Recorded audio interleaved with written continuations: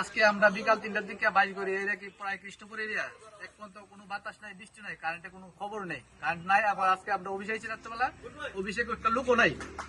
তাদের স্টাফ কাজ করে, আমরা ইলেকট্রিক বিল নেই 4x27 আমরা ইলেকট্রিক বিল নিতেছে, তার কোনো খবর নেই। অফিসে কোনো অফিস দেখেন খালি কমপ্লেন জানাম আমরা, অফিসে ফ্যান চলতেছে, লাইট চলতেছে, কিন্তু অফিসে লোক নাই। তার মানে কি আমরা কিতা বুঝুন, বিলটা দিলে একদিন দিলে কারেন্ট কেটে দিতে তারা কিতা মনে করছে আমরা।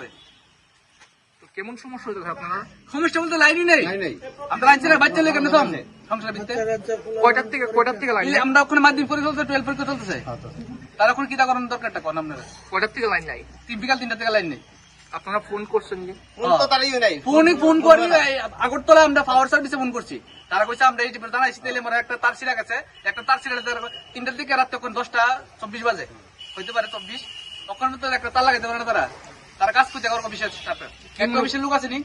কি মনে করতেছেন বিদ্যুৎ দপ্তরের অবহেলা? অবহেলা না, অবহেলা বেশি অবহেলা, এটা অবহেলা কিছু করতে পারতেছে না। তার কোনো খবরই নাই, একটা লোক নাই অফিসের ভিত্তে। তার কইতাছে আমরা তেলে মরে দিয়ে বুঝে যান দেখা যান আমরা ত্রিপুরা যে তেলে মরে এরিয়াটা বিদ্যুৎ পরিস্থিতি কি এত তো লোক আমরা তারা রয়েছি।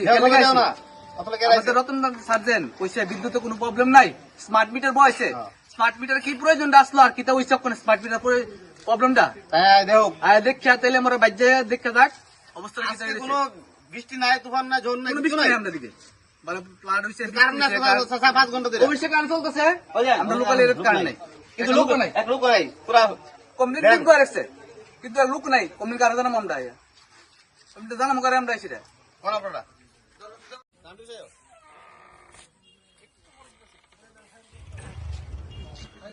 লোক নাই।